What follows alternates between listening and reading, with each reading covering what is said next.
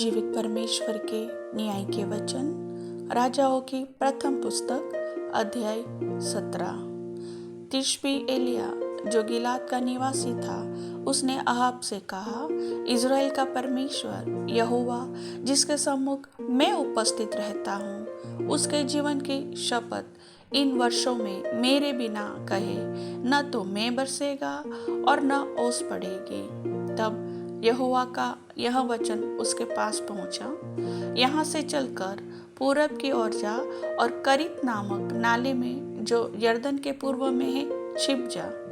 उसी नदी का पानी तू पिया कर, और मैंने कौवों को आज्ञा दी है कि वे तुझे वहाँ खिलाएं। यहोवा का यह वचन मानकर वह यरदन के पूर्व में करीत नामक नदी में जाकर छिपा रहा, और सवेरे और सांझ को कौवे उसके पास रोटी और मांस लाया करते थे, और वह नदी का पानी पिया करता था। कुछ दिनों के बाद उस देश में वर्षा न होने के कारण नदी सूख गई। तब यहोवा का यह वचन उसके पास पहुंचा, चलकर सीदोन के सारफत नगर में जाकर वहीं रह। सुन, मैंने वहां की एक विधवा को तेरे खिलाने की आज्ञा दी है। अतः वह वहां से चल दिया और सारफत को गया।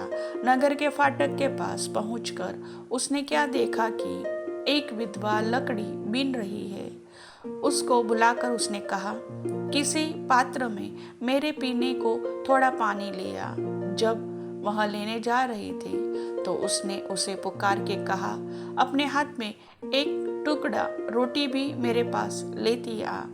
उसने कहा, तेरे परमेश्वर यहोवा के जीवन की शपथ, मेरे पास एक भी रोटी नहीं है, केवल घड़े में मुट्ठी भर मैदा और कुप्पी में थोड़ा सा तेल है, और मैं 2 लकड़ी बीन कर लिए जाती हूँ कि अपने और अपने बेटे के लिए उसे पकाओ और हम उसे खाएं, फिर मर जाएं।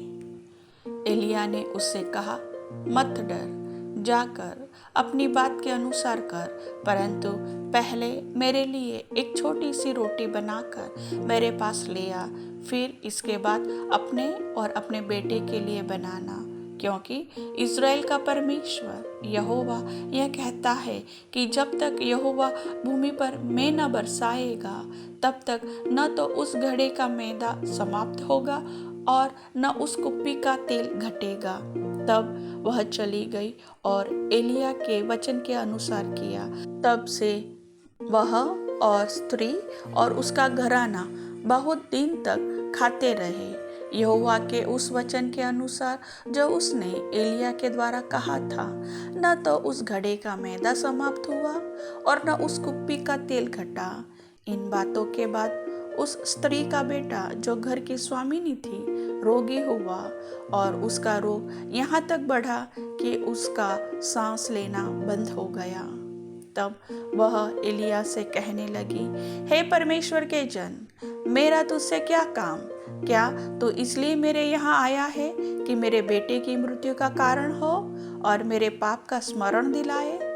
उसने उससे कहा, अपना बेटा मुझे दे। तब वह उसे उसकी गोद से लेकर उस अटारी पर ले गया जहाँ वह स्वयं रहता था, और अपनी खाट पर लिटा दिया।